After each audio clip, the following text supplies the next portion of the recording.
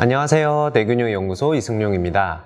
오늘은 틱증상과 관련해서 많이 여쭤보시는 질문들에 대해 답변을 하는 시간을 갖도록 해볼 텐데요. 자녀분들 중 혹시 틱증상을 보이거나 틱에 관심이 많으신 분들은 끝까지 집중해 주시길 바라겠습니다. 자, 첫 번째 질문인데요. 아이에게 틱증상이 있다는 것을 알려줘야 하나요? 어떻게 하는 게 좋을까요? 알려주는 게 좋을까요? 아니면 그냥 조용히 가만히 있는 게 좋을까요? 우선 아이가 인지가 가능하면 알려주는 것이 좋습니다. 하지만 나이가 너무 어리거나 인지가 되지도 않는데 굳이 먼저 알려줄 필요는 없고요. 네, 다만 이런 경우는 있어요. 간혹 아이가 인지 가능한 나이가 됐음에도 불구하고 아이에게 틱증상이라는 것을 알려주지 않고 부모가 숨기는 듯한 모습을 보인다라고 하면 오히려 내가 하는 이런 틱증상이 잘못된 것인가 혹은 창피한 것인가 이렇게 아이들을 오해하면서 이런 자존감에도 영향을 미치기도 하기 때문에 숨기거나 모르는 척하기보다는 그 인지가 가능한 나이가 됐을 때는 알려줄 필요가 있습니다. 보통 이제 초등학교 한 2학년 정도 되면은 어느 정도 이제 아이들도 다 아는 시기가 되기 때문에 그때는 좀 알려주는 게 좋습니다. 자, 두 번째 질문입니다. 타인이나 친구들이 틱증상에 대해 지적하고 이렇게 묻거나 했을 때 어떻게 대처를 해야 하나요? 아이가 틱을 인지하고 있다면 학교 선생님들이라든지 친구들한테도 알려주는 것이 좋습니다. 근데 무엇보다 아이가 대처할 수 있는 방법을 이렇게 알려줘야 하는데, 예를 들어서 이렇게 알려주시면 좀 좋으실 것 같아요. 아이들이 너 이거 눈 깜빡거리는 거 이거 틱증상 아니야? 이거 틱장애 아니야? 이런 식으로 아이들이 물어본다라고 하면, 아, 이거 별거 아니래. 너네 감기 걸리듯이 나는 눈에 감기 걸린 거래. 그래서 지금 치료받고 있고 시간 지나면 좋아진대. 이렇게 가볍게 받아칠 수 있게끔 알려주는 것이 필요합니다. 보통 아이들은 증상 자체보다도 무언가를 이렇게 숨기거나 당황해하는 모습을 보이면 그게 재밌어서 계속 같이 놀리고 싶어 하는 경우가 더 많거든요. 담담히 대처하는 방법을 알려주시고 연습하는 것을 추천드립니다. 세 번째, 주변 사람들한테 우리 아이가 틱이라는 것을 알려줘야 하나요? 그 주변 사람이 아이 생활에 영향력을 많이 끼칠 수 있는 학교, 유치원, 어린이집 선생님들이나 조부모님 아니면 이모님 이렇게 보육교사한테는 먼저 알려주는 것이 좋습니다. 그리고 올바르게 대처하는 방법도 그들에게 알려줘야 하고요. 예를 들어 잘 모르시는 분들은 간혹 그럴 수 있어요. 야, 그거 하지 마, 신경 쓰여. 너 왜 자꾸 그렇게 눈 깜빡거리니? 한 번만 더 하면 혼나? 이런 식으로 아이한테 부정적으로 이야기하는 경우도 가끔 보이는데요. 이런 것들을 이렇게 관리하시는 분들한테는 얘기를 해서 하지 못하게끔 사전에 알려주시는 게 중요하고, 학교 같은 경우에서는 담임 선생님이 아이가 이런 내용 가지고 좀 상처를 받을 수 있으니까 혹여나 그런 상황이 생겼을 때 중재를 잘 해주실 수 있게끔 사전에 이렇게 부탁드리는 것도 좋을 것 같아요. 자, 이제 네 번째 질문입니다.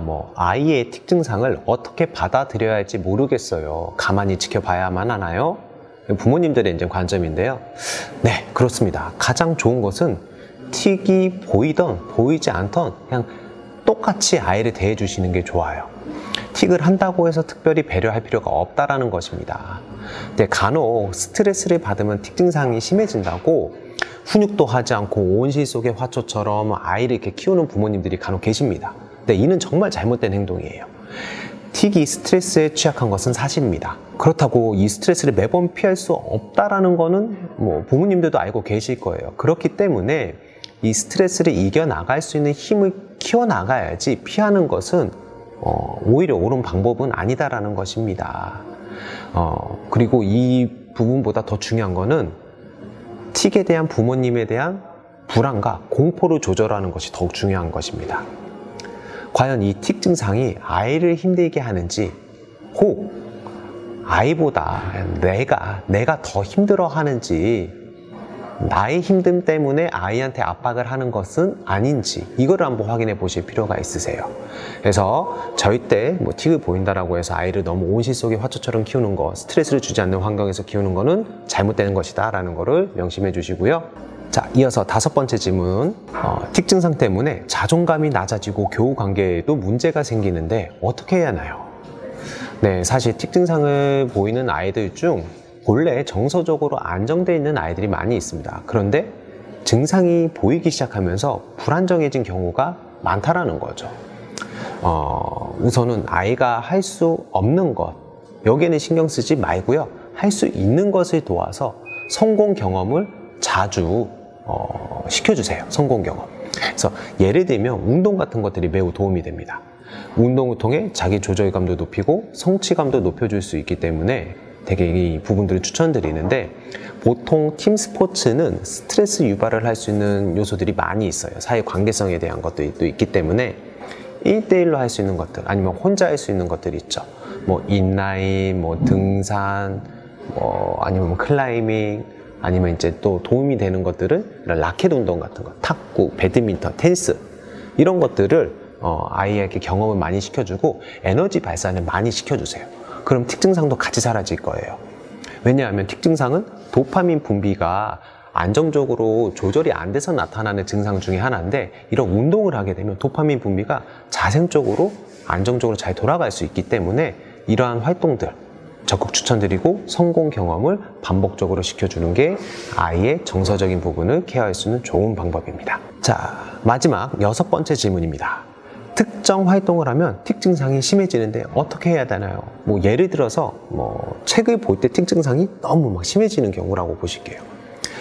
생활 속의 모든 요소가 틱을 유발할 수 있는 인자들이 있습니다. 이처럼 아이들마다 틱 증상을 증가시키는 요인은 다양한데, 중요한 점은 이러한 증상을 조절해 주는 것은 바로 기저핵이라고 내 심부에 있는 핵이에요. 정수기의 필터와 같은 역할을 수행을 하면서 미세 운동이라든지 운동 통제에 관여를 하는데, 이 기저핵을 우리의 평상시에 제한된 리소스로 온몸을 통제를 하고 있다가 특정 행동을 하게 되면은 집중을 하고 있는 거를 분산을 시켜야 돼요. 그러다 보니까 일시적으로 뇌에서 과부하가 걸려서 틱 증상이 심하게 나타나는 것이죠. 그래서 이럴 때는 그 특정 행동을 아예 차단시키기보다는요, 이거를 컨트롤할 수 있는 힘을 키워주는 것이 좋습니다. 그래서 단기적으로는 좀 어려워요. 앞서 말씀드렸던 운동 같은 활동들을 통해 가지고 뇌의 용적을, 리소스를 크게 만들어 줄 수 있는 환경을 마련해 주시는 게 근본적인 개선이고요. 그리고 또 어느 정도 인지가 가능한 아이라고 하면은 참을 수 있는 훈련도 가져가는 것도 좋아요. 한 3초에서 한 10초 가량은 한번 참아보자. 그래서 이렇게 점진적으로 늘려가는 것도 하나의 방법입니다. 어떠셨나요? 틱에 대해 어느 정도 궁금증이 좀 해결이 되셨을까요? 틱에 대한 보다 자세한 내용은 이전에 촬영을 해놨던 영상들이 있으니까요, 뇌균형연구소 틱증상편 확인해 주시기 바라겠고요. 궁금하신 내용 있으시면 아래에 댓글로 문의 남겨주시기 바라겠습니다. 자, 그럼 오늘보다 행복한 내일을 위해 다음 편에도 유익한 정보를 찾아뵙겠습니다. 감사합니다.